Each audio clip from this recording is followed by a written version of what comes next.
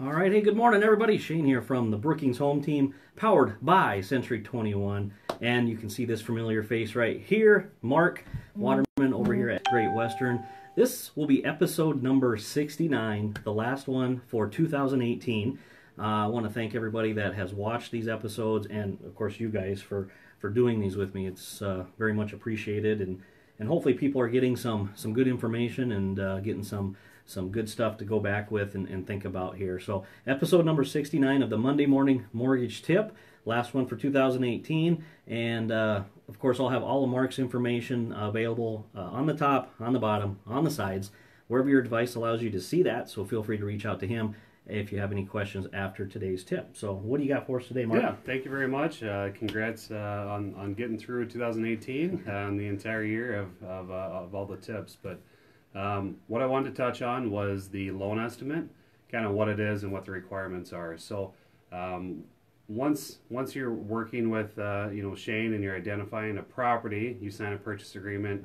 You bring that into your lender, and we have 3 business days to basically disclose like the initial disclosures. Part of that is the loan estimate, and ultimately what the loan estimate is a snapshot of all the numbers associated with your specific loan. So it goes over it's a 3-page document. It goes over the term.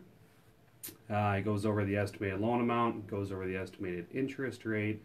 And then it has like the estimated monthly payment that we are projecting will be for the life of your loan.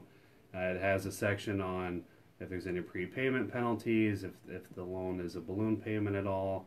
Then it breaks down like estimated mortgage interest, and then if there's any private mortgage interest. Things of that nature, and then at the bottom of the first page, it basically has the estimated cash to close. So it's a great tool. That first page is the meat and potatoes of it. It tells you everything about your loan numbers wise that we are estimating.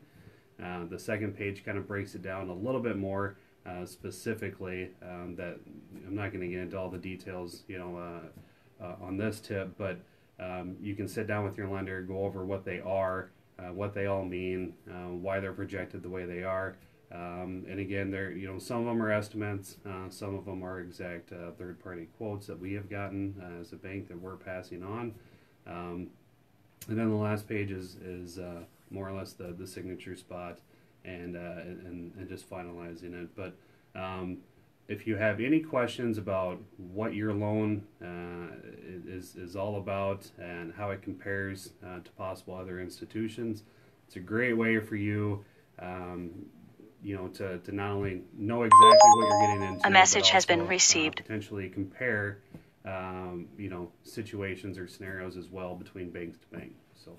Perfect. All right. Sorry about the noise in the background. I forgot to shut that off there, but a lot of information on that. Thanks, Mark, for that. And of course, it's always best just give him a call. He can explain it a little more in detail over the phone or face-to-face. That'd be the best way to do it. If you are in that fence or on that fence about thinking of buying here in the Brookings or surrounding area. So how far can you lend out? I mean, obviously in South Dakota here. Yeah, absolutely. So basically, our lending area is wherever there's a Great Western Bank. South Dakota, the surrounding states, there's multiple lenders at multiple locations. So depending on the loan program, sometimes I might pass you off, but for the most part, anywhere in South Dakota or connecting states, we can lend to. Okay, perfect. Yeah. So give him a call. Like I said, up top, on the bottom, on the sides, you'll see all of his information there, wherever your device allows you to see it.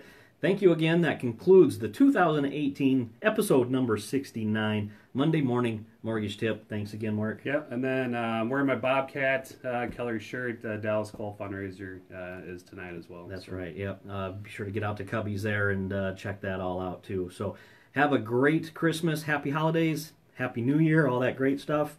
We're excited to work with you into 2019. Reach out to us and we'd be happy to talk to you. So thanks again, everybody. We'll see you next year, 2019. You bet. Thank you.